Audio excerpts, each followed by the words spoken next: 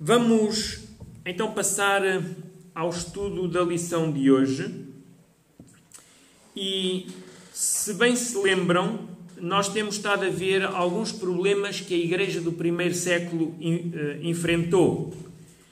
Ontem falou-se um pouco sobre o Concílio de Jerusalém e hoje o tema é uma solução difícil. Uma solução difícil.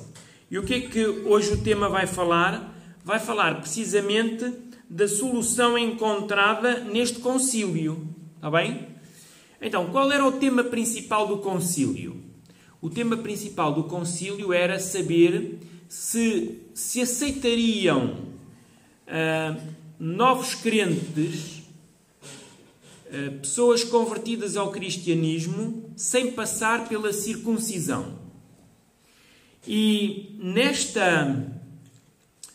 nesta procura de tentar encontrar uma resposta que satisfizesse quer judeus, quer gentios convertidos, então houve este concílio, que foi o primeiro concílio da Igreja, e neste concílio os irmãos foram reunidos, quer os irmãos que viviam em Jerusalém, quer alguns irmãos que vieram de fora, houve uns que vieram de Antioquia, vieram de longe, para realmente receberem ali, poderem dar o seu contributo e receberem ali uma resposta que fosse satisfatória para todos.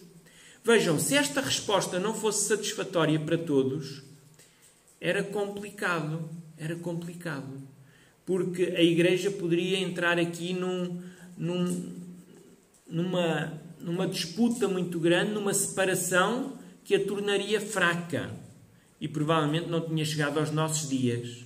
Se a solução fosse mal tomada, provavelmente, se calhar nós hoje ainda éramos resultado dessa decisão mal tomada. Imaginem que na altura os apóstolos tinham decidido que os novos cristãos tinham que ser circuncidados. Provavelmente hoje, se a Igreja ainda existisse, os homens, sobretudo os homens que aqui estão, teriam que passar pela circuncisão. Ora, não nos foi exigido nada disso. Quando aceitámos Jesus Cristo como nosso Salvador, nos convertemos e nos batizamos, pois não? Pelo menos não é essa a doutrina da Igreja. Queridos irmãos, então foi necessário tomar uma decisão difícil, porque ela não era uma decisão que agradasse propriamente a todos, mas era uma decisão que, de certa forma, iria trazer paz à Igreja. Mesmo que não agradasse a todos, iria trazer paz, porque em gerações futuras iriam colher os frutos dessa decisão. Ora, neste concílio, Pedro falou. O apóstolo Pedro deu a sua opinião. Como vocês sabem, ele tinha vivido aquela experiência com Cornélio, em que ele viu claramente que o Espírito Santo trabalhava com os gentios também, e então ele falou um pouco dessa experiência, não é? De como Deus o tinha chamado a ele para também pregar aos gentios. Nós encontramos isso no capítulo 15, a partir do versículo 7 até ao versículo 11. Então temos a argumentação de Pedro. Entretanto, depois de Pedro falar, Paulo e Barnabé também falaram. Não nos é dito concretamente tudo aquilo que eles disseram, mas no versículo 12 diz: "E toda a multidão silenciou, passando a ouvir a Barnabé e a Paulo, que contavam quantos sinais e prodígios Deus fizera por meio deles entre os gentios." Então, Paulo e Barnabé também tentaram mostrar à Assembleia que ali se reunia aquilo que o Senhor tinha feito através deles aos gentios. A forma como os gentios tinham aceito Jesus e as maravilhas que se faziam no meio deles.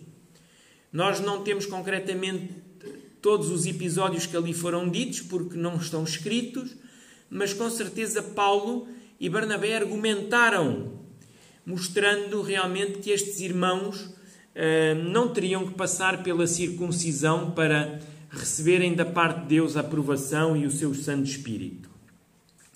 Finalmente, Tiago. Este Tiago aqui falado é um irmão de Jesus que se tornou, segundo aquilo que nos dá a entender, o presidente desta comissão ou desta assembleia, não é? Então, Tiago, ele presidiu e ele falou também, já praticamente no final, ele vai dizer algumas coisas. Nós encontramos a partir do versículo 15, não é? Atos 15, 15 diz assim.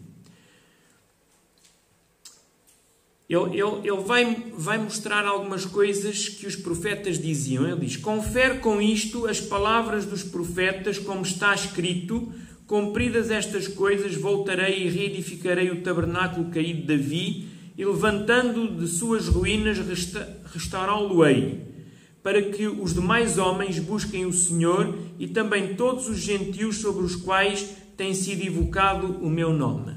Então, Tiago começa este discurso mostrando a palavra do profeta.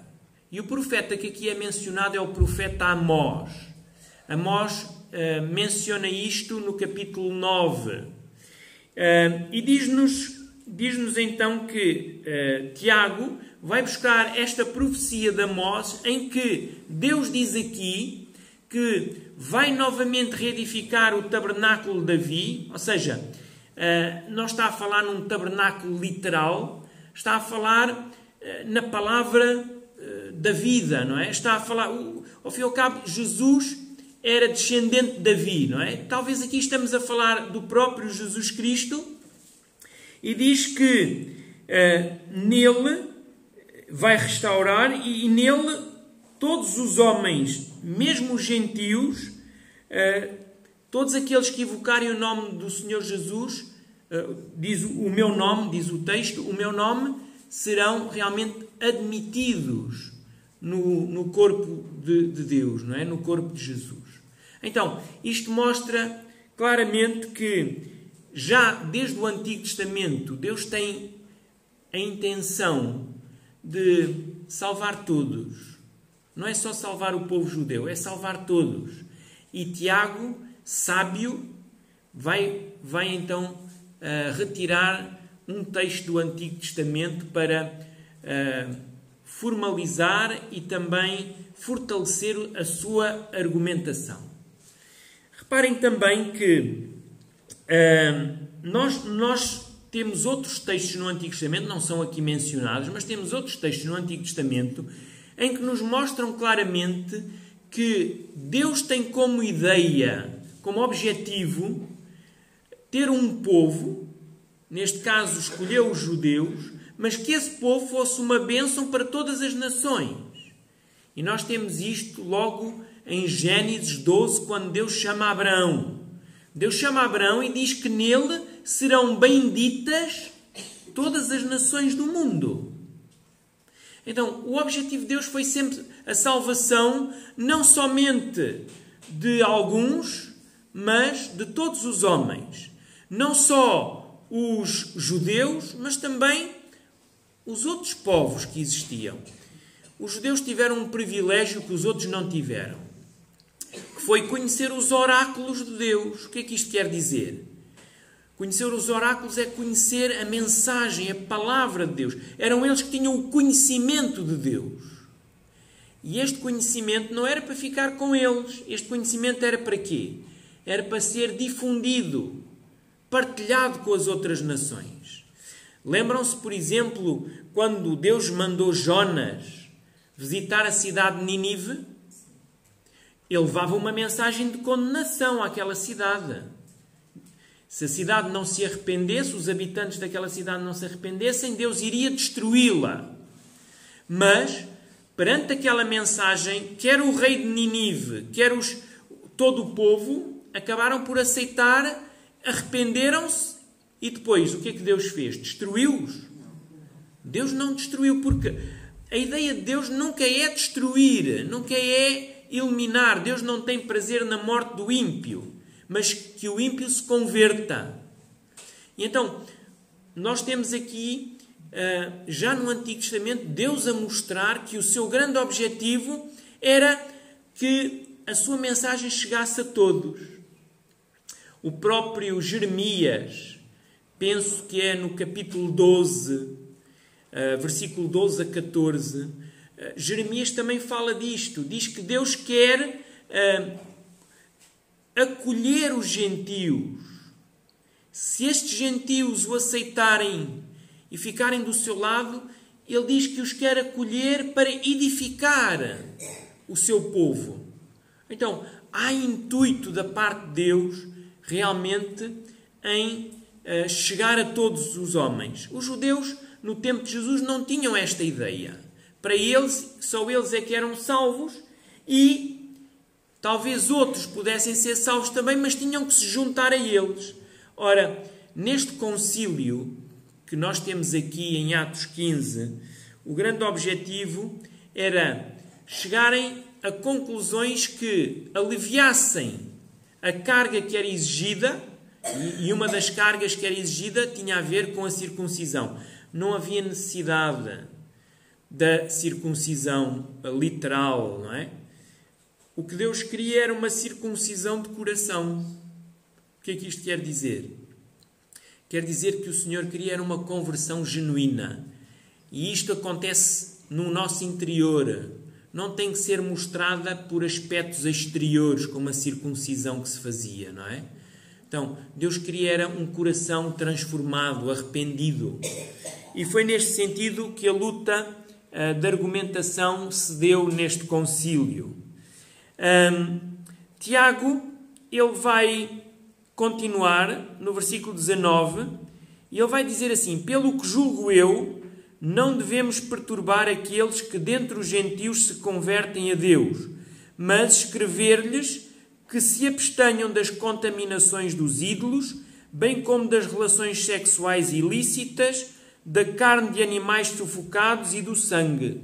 Então, o que Tiago achou por bem não foi exigir a circuncisão, mas foi dar algumas indicações relacionadas com leis que o povo judeu tinham, quer leis de saúde, não é? Quer leis de higiene, para que os gentios que se convertiam pudessem também as guardar, as respeitar.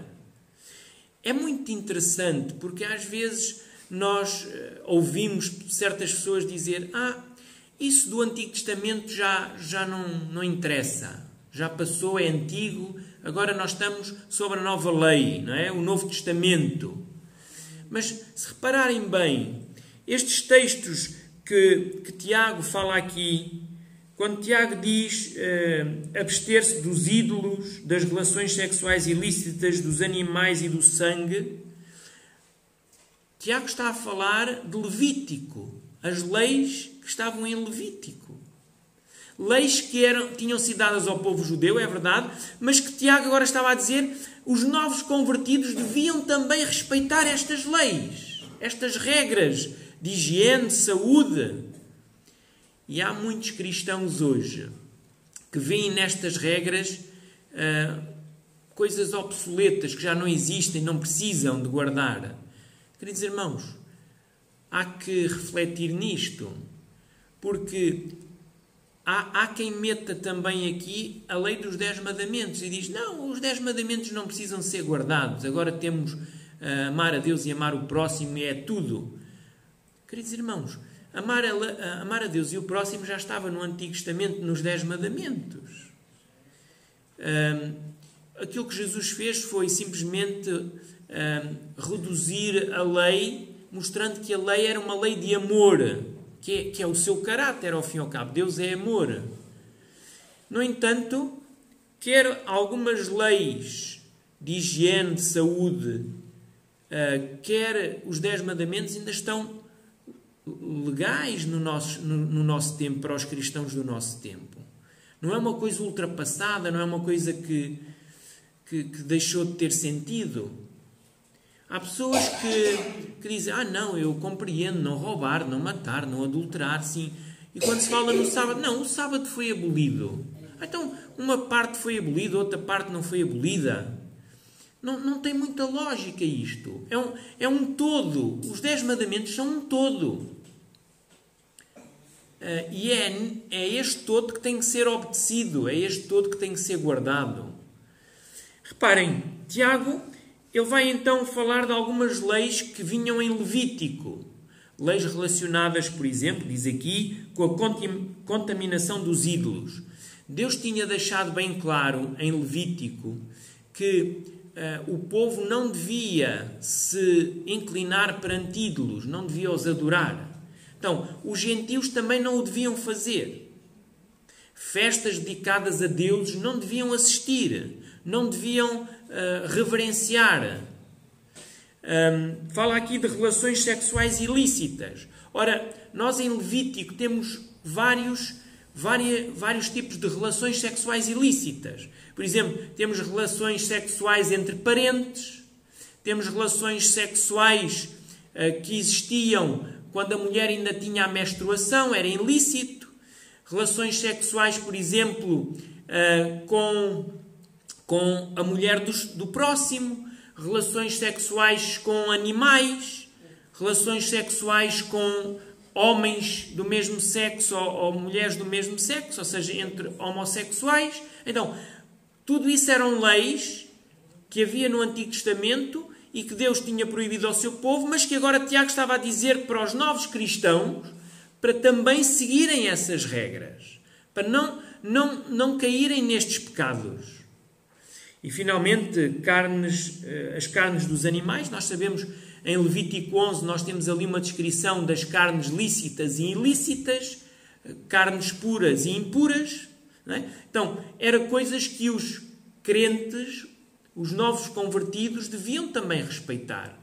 Por exemplo, há uma coisa que nós não temos em consideração hoje nos nossos dias, mas que é errado. Por exemplo, quem come carne, não é o meu caso, por isso eu não me preocupo com isto, mas para quem come carne, devíamos seguir certas regras, e os judeus tinham regras precisas relativamente à morte do animal, como o sangue seria todo retirado. Então, muitos de nós hoje não damos valor a isso, mas naquele tempo o Senhor deu regras sobre isso. E estas regras, Tiago deu-as também aos novos cristãos. E nós, como novos cristãos, devíamos ter em conta estas regras. Estão a ver? Então, isto mostra que, apesar de, naquele concílio, chegarem à conclusão que não havia necessidade da circuncisão exterior, Tiago vai escrever uma carta, vai ser enviada aos irmãos gentios novos convertidos, não é? E essa carta vai mostrar que a circuncisão já não seria exigida, mas que estas considerações deviam ser tomadas em conta. Ou seja, relações sexuais ilícitas, a adoração a ídolos, a forma como comiam as carnes, não é? Que tipo de animais comiam. Então, isso devia ser ainda respeitado. Quando esta carta foi lida, e eu gostava de vos ler aqui, quando a carta foi lida, diz o texto, eu vou-vos ler,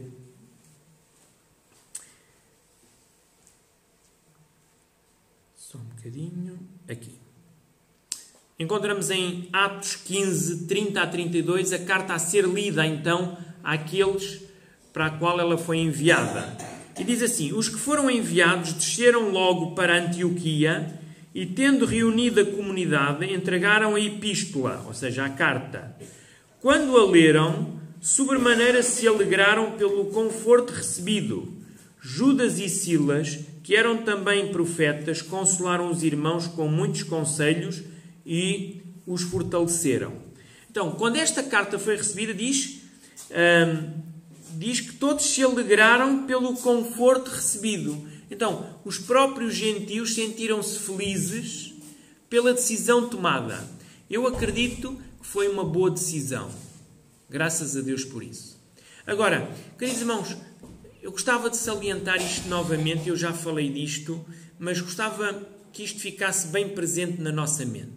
Foi um concílio, foi a primeira reunião da Igreja a nível geral. Foram tomadas decisões importantes. Houve pessoas que estavam a favor, houve pessoas que estavam contra. Mas depois desta decisão ter sido tomada, toda a Igreja se regozijou com a decisão tomada. Claro que daí para a frente ainda houve pessoas que acabaram por criar ainda confusão sobre este assunto. Houve pessoas ainda que tornaram a pregação de Paulo difícil por causa da questão da circuncisão. No entanto, a decisão estava tomada. E mesmo que houvesse uma minoria que não estava de acordo, a nível geral, toda a Igreja concordou. E quando toda a Igreja concorda, é mau. Quando existem pessoas que continuam a opor-se, a fazer guerra. Não é? Queridos irmãos, não devia acontecer. Quando um conselho de igreja se reúne e decide alguma coisa, mesmo que não seja a favor de todos, é importante que todos estejamos unidos naquilo que foi a conclusão geral, na opinião da maioria. Queridos irmãos, e quando a opinião da maioria acontece que é errada, nós mesmo assim não devemos lutar contra isso. Devemos mostrar a nossa opinião, é sempre lícito mostrar a nossa opinião, mas não devemos andar a fazer guerra, mesmo que essa decisão depois vá dar em consequências negativas. Vamos ter que assumir essas consequências, mesmo que não tenha sido a nossa escolha, mas estamos com a Igreja, estamos com todos, compreendem? Para o bem e para o mal. E se nós agirmos assim, muitos conflitos dentro da Igreja serão evitados. Quando nós decidimos, nós agora decidimos há pouco tempo por renovar a Igreja. Imaginem que algumas pessoas não estavam de acordo. E até hoje não estavam de acordo, ou não estão de acordo. E essas pessoas começam a chegar ao pé de uns e ao pé de outros e começam a pôr no ouvido do outro: mas isto foi mal feito e não devia ter sido feito desta forma, não é? O que é que vai acontecer? Vai acontecer que vai criar um mal-estar. Não é? E depois há muitas outras pessoas que, se calhar até para não serem mal interpretadas, vão se unir às outras, e isto vai criar divisão. Lembrem-se o que aconteceu no céu. Satanás começou a minar os anjos de Deus. Não é? Deus não é justo. E falou a um, falou a outro. Não é? E então diz que conseguiu levar uma terça parte dos anjos consigo. Hoje este mundo está a ser, dizimado, está a ser massacrado por Satanás e os seus anjos. Porque Satanás fez este trabalho, não é, de separação, de desunião. E eu acredito que muitos desses anjos que estão hoje com Satanás estariam muito melhor se continuassem do lado de Deus. Estariam muito melhor, queridos irmãos. Eu acredito que muitos deles já se arrependeram da decisão que tomaram. Já perceberam que foi a pior decisão que tomaram nas suas vidas. Infelizmente já não têm solução. Mas nós temos. Nós não precisamos de os imitar. Não precisamos tomar a mesma decisão. Precisamos de estar unidos, lutando para que a Igreja de Deus continue a prevalecer contra as portas do inferno. Queridos irmãos, e assim Deus vai continuar a ajudar-nos. E esta Igreja será uma Igreja triunfante. Hoje uma Igreja militante, lutando, mas no futuro próximo, uma Igreja vencedora. Que assim seja, queridos irmãos. E que cada um de nós contribua para que esta Igreja continue a ser mais do que vencedora. Está bem? Amém.